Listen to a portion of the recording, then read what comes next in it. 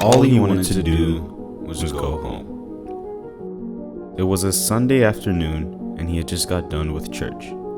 He's walking out of the building with his parents not far behind him, and all he wanted to do was go home. But then he gets stopped. He doesn't know why he gets stopped, or even who's stopping him. Apparently it's an officer of the law, but they're not in uniform. The person stopping him right now has a pistol in his hand, and so two things could be happening right now. One, he's getting kidnapped. Two, he's getting arrested. He's getting arrested, but when he finds out just who is doing the arresting, he'll realize that those two options could mean the exact same thing. He gets accused by the officer of being Yahoo boy. a scammer. The officer snatches his phone, goes through it, and finds messages with the young man's boss, a popular, wealthy man in the country. And for that connection alone, the young man gets to see another day.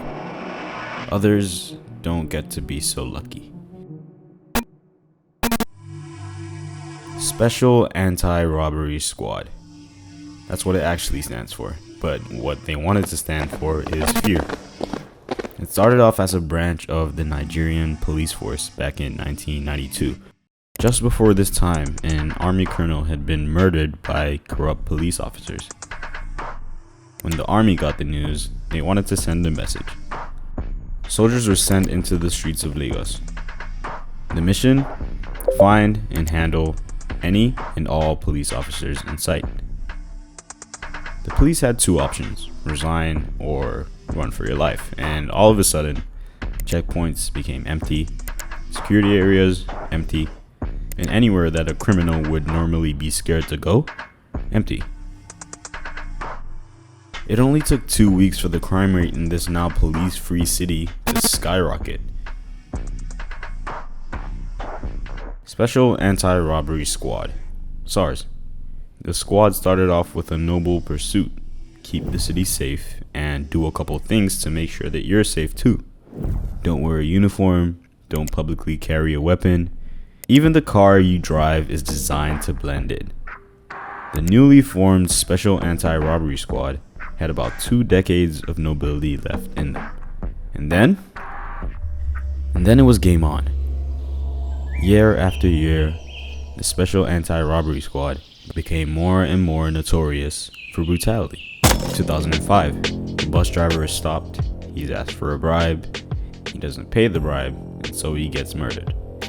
2010, the officer puts a piece of metal in the head of a 15-year-old boy at his high school. 2019, officers kidnap, rob, and torture a young rapper, force him to make ATM withdrawals, and then take the money. In theory, you're allowed to stop anyone. Common targets are cybercriminals or online scammers, but the people started to see a pattern. If you were a young male in a Nigerian city, you have locks, you have tattoos, maybe earrings, maybe an iPhone, you drive a nice car, almost as if it was a template. Whoever existed in this profile, criminal or not, was at least going to be a suspect. And that word could easily turn into victim. Victim of extortion, torture, and or death. And people noticed. There were protests, there was outrage, and after every protest, it would be a matter of weeks till the next brutality story was released. They all seemed to be the same, but among every movement and every protest, there wasn't a single one as big as the protests in October 2020.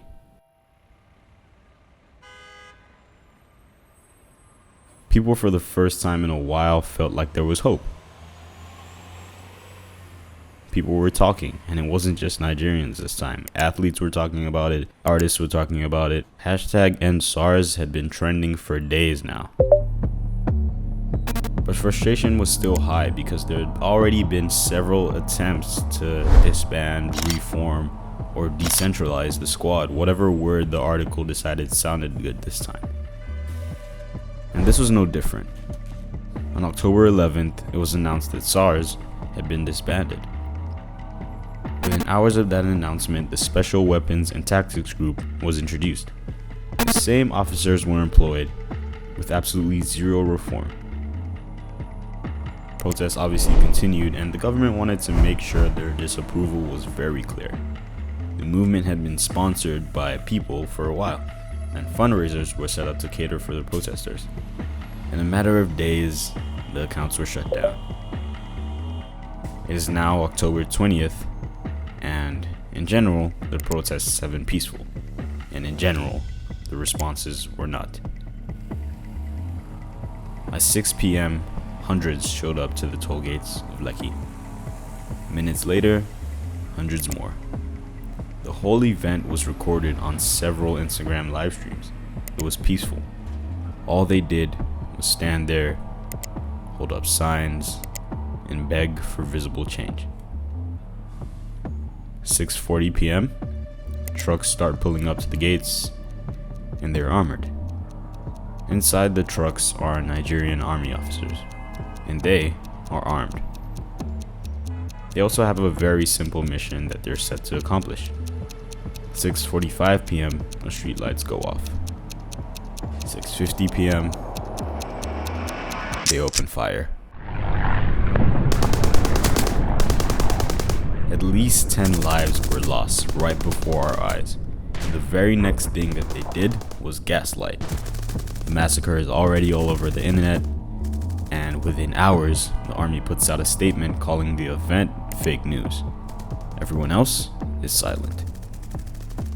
It took 2 weeks for the president to even issue a statement.